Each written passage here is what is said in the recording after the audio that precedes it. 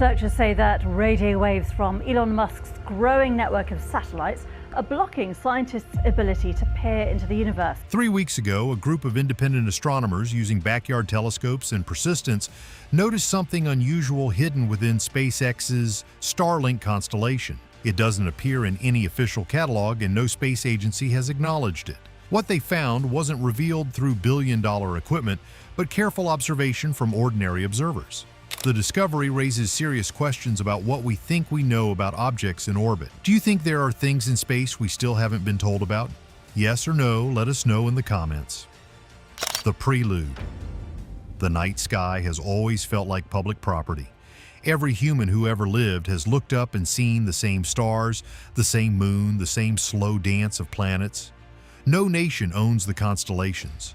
No company charges admission.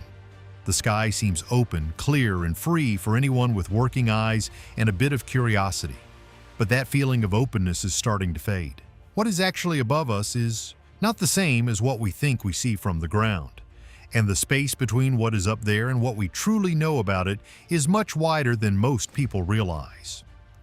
3 weeks ago, a small group of amateur sky watchers showed this gap in a clear way. They found something that should not have been there. And they found it only because they kept watching night after night, when most people had already looked away. The discovery came from a group of people who had learned to love something most professional astronomers struggle with today. Elon Musk's Starlink project has a simple aim: place thousands of small satellites in low Earth orbit, send internet signals down to every part of the world, help people in far places get online. From an engineering view, it is a major success. The system now has more than 5,000 working satellites, and more are being added all the time. But for many professional astronomers, Starlink brings trouble. The satellites are bright in the night sky. They move quickly and in groups. When telescopes take long photos of deep space, these satellites leave bright lines across the images. One group of satellites passing by can spoil hours of careful work. Big observatories have even changed their schedules and methods just to deal with this problem. The amateur group that made the discovery saw things in a different way. Instead of seeing only a problem, they saw a system they could study. They began to track each satellite as it moved across the sky. They noted when it appeared how bright it was and where it went next. Over time, they built simple tools and shared data with each other. They did not have large labs or big budgets. What they had was patience and time. They also had a habit that matters more than equipment. They did not stop looking at small changes. Most people would see the satellites as the same, but they looked closer. They noticed tiny shifts in timing. They saw small changes in brightness that did not always match the known flight paths. At first, they thought it might be errors in their tools or mistakes in their records, but the pattern did not go away. What they found did not behave like a normal satellite, and it did not act like simple space junk either. At first, the object looked like just another part of the Starlink group. It moved in a similar orbit. It reflected light in a similar way. But over several nights, something began to stand out. Its path did not fully match any known object in the public records. It would drift slightly off course, then return. It would appear to slow down for a short time, then speed up again. The group checked their data again and again. They compared notes. They asked other hobby observers to confirm what they were seeing. More people pointed their telescopes at the same part of the sky.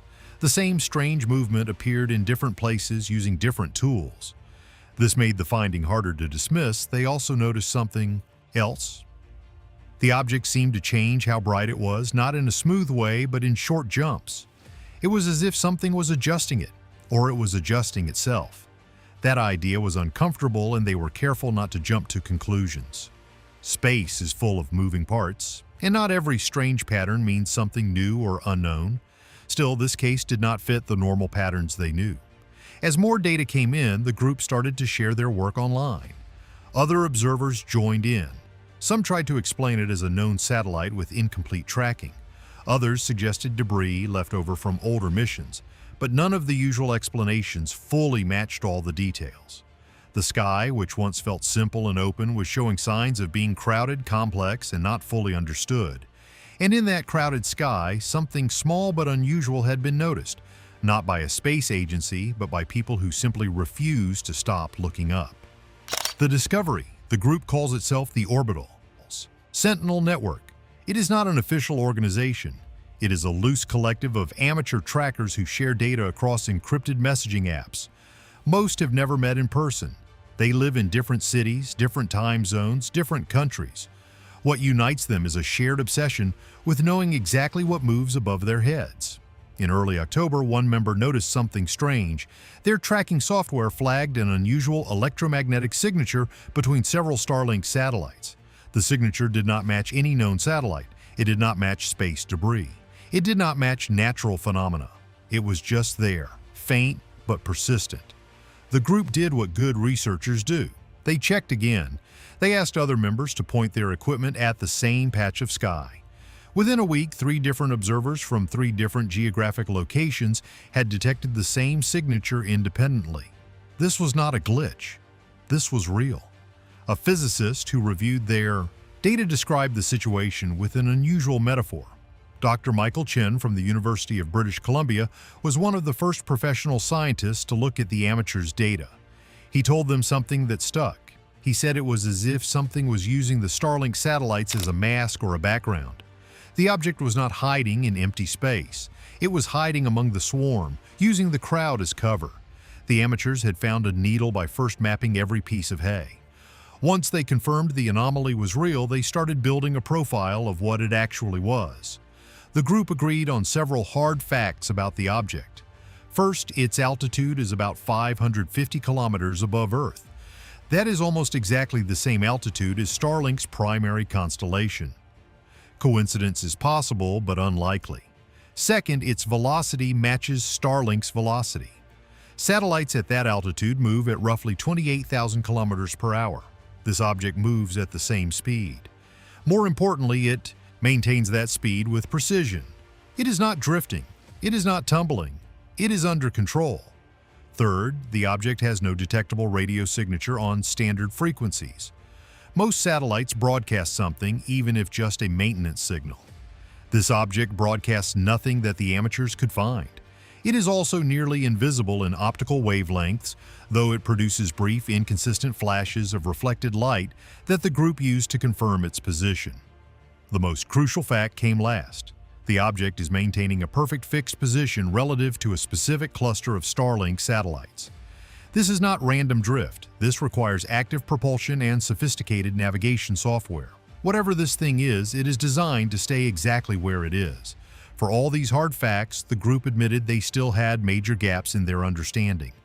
The amateurs are honest about what they do not know. They cannot say for certain whether the object is natural or artificial, though almost everyone involved believes it is artificial. Natural objects at that altitude do not hold formation with satellites. If it is artificial, they cannot say whose it is. The United States has the capability. So does Russia, China, India, Japan, and several private launch companies. All of them have reasons to put things in orbit that they do not announce. The group also cannot say what the object is for. Surveillance is the obvious guess, but experimental technology, debris monitoring, or even a failed classified mission are all possible. When the group reached out to NASA for comment, they received a carefully worded reply.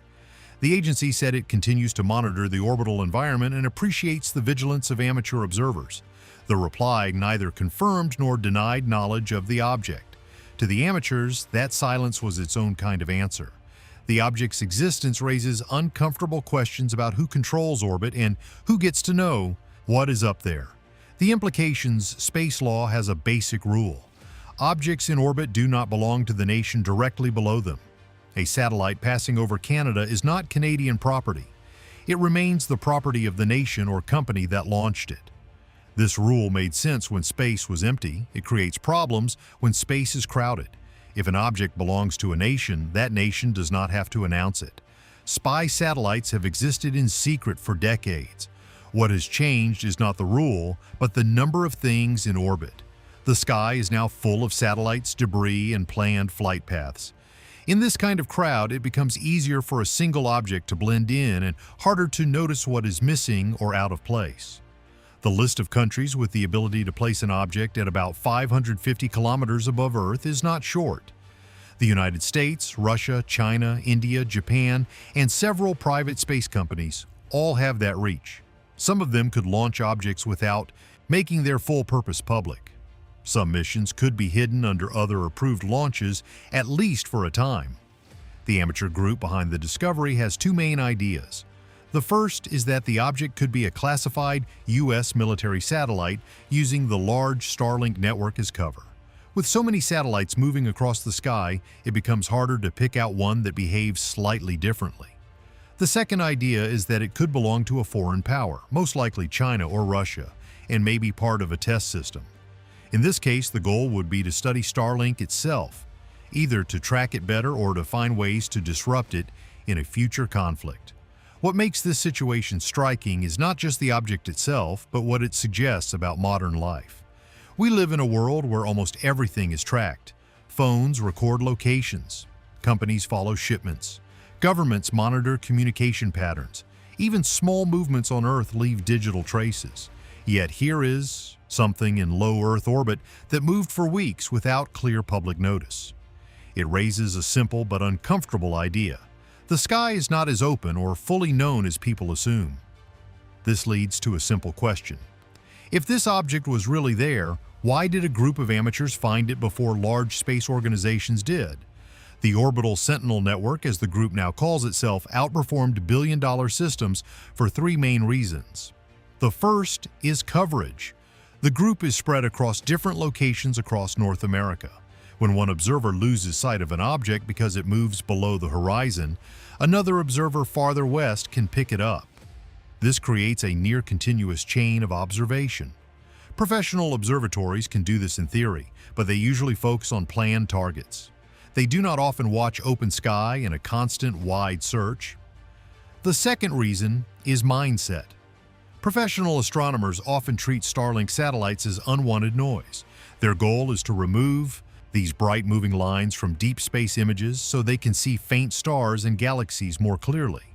The amateurs did the opposite. They focused on the noise itself. They studied the satellites as objects worth understanding. What professionals tried to filter out, the amateurs treated as data. The third reason is freedom. Professional observatories operate under strict schedules.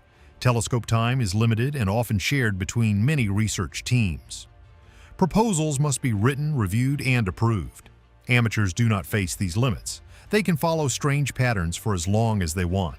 If something looks unusual, they can spend nights or even weeks checking it without needing permission or funding. The three people who first confirmed the object formed a small but unusual team.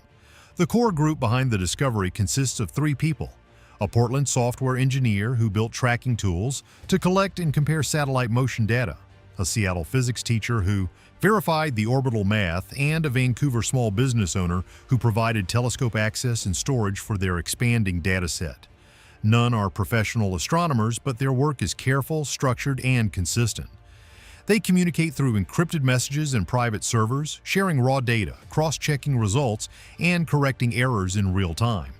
Their collaboration resembles professional scientific research, though it is driven by curiosity rather than institutional duty. They ruled out simple explanations. The object doesn't match Starlink satellites, behaves unlike typical space debris, and doesn't appear in tracking records. What remains is uncertainty. In crowded sky, small gaps in knowledge become larger questions, and this object remains inside one such gap, awaiting clearer explanation no one has to give now. Theories. The group settled on three explanations that fit the facts. None of them need aliens or wild ideas. All three are based on real tools and real space work that already exists today. The first idea is space debris. The object could be a small broken piece from an old crash or from a test where a missile hit a satellite. Space debris is very common, and a lot of it is not fully tracked. This makes it a simple answer at first, but there is a problem with this idea. Space debris does not move in a controlled way. It usually spins, shakes, and slowly changes its path over time. It is messy and random. The object being studied does not act like that. It stays steady. It follows a clean path. It does not drift in a way that fits normal debris. It also does not behave like a loose piece that is just floating without control. This makes the debris idea weak. The second idea is a spy satellite. A secret military satellite could be built to look normal and hide in a large group like Starlink. This fits known history. Countries have been launching spy satellites for many years. They are often not talked about in public. Only new part here is the idea that it could use Starlink as cover. With so many satellites in the same area, one hidden object would be much harder to notice. The third idea is test technology. Some space groups are now working on new tools that let satellites move close to each other. This is called close movement work. It can be used for fixing broken satellites, removing space junk, or testing new flight systems. A test vehicle doing this kind of work could explain the object's steady movement. It might also explain why there is no public record of it. It could be a test that was never announced or kept secret on purpose. The key point is that all three ideas are possible with current technology. None of them need science fiction, but each one leads to serious questions.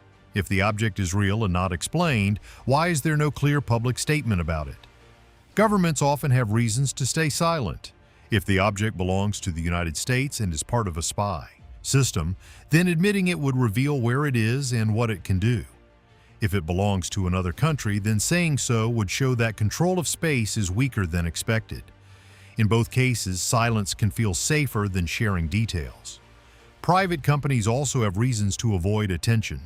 Starlink, for example, depends on public trust and investor support. If someone is using its satellites as cover, it raises hard questions. Did the company know? Can it stop it? Is it responsible in any way? These are questions no company wants in the news. So the easiest response is often to say nothing. Dr. Sarah Rodriguez from NASA's Jet Propulsion Laboratory commented on this type of case. She said that the fact amateur observers found something missing from official records should be a warning.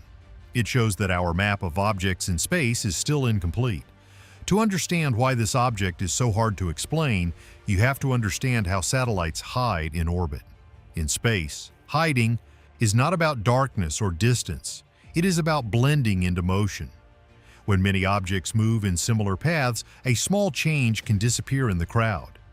That is what makes cases like this so difficult to confirm, even with advanced systems watching the sky every day.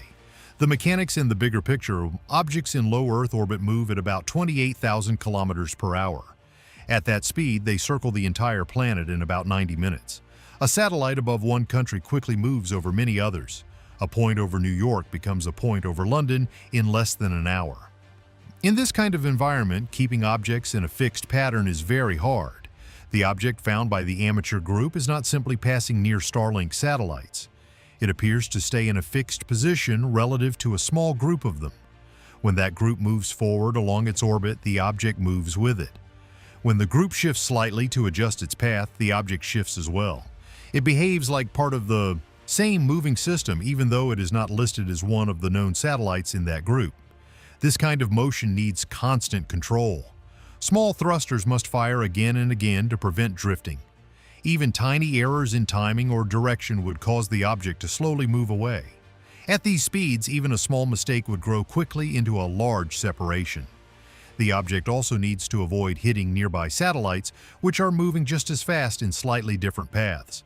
This requires careful and repeated adjustments. The engineering needed for this is not simple. It needs a stable power source, accurate sensors, and enough fuel to last for long periods. Fuel use becomes especially important. Every small correction uses fuel, and once fuel runs out, the object can no longer hold its position. The design suggests something built for long operation, not a short test. This discovery also points to a larger weakness in how space is managed. The main legal rule for space is the 1967 Outer Space Treaty. It says that countries must register objects they send into orbit. In practice, this system is not complete. Many objects are registered late. Some entries are vague. Some do not clearly explain what the object is for. The system was created when only a few countries could reach space. Today, many countries and private companies can launch satellites, and the rules have not fully adapted to that change. A major conflict now exists between safety and secrecy. For safety, space objects need to be tracked in real time. This helps prevent collisions, especially in crowded orbits where thousands of satellites move at once.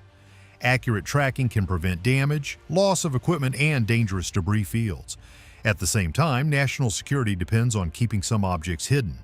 Military satellites often have classified purposes. Their exact positions and functions are not shared publicly. Revealing them would remove their value or expose sensitive capabilities. This creates a direct conflict with the goal of full transparency in orbit. Private companies also operate in this space. Large satellite networks like Starlink add thousands of objects to orbit. These systems are tracked but not always in full detail for the public. When unusual behavior appears inside such a large network, it becomes difficult to separate normal traffic from something unusual. The object found by the amateur network sits at the center of this tension. It highlights how crowded and complex low Earth orbit has become.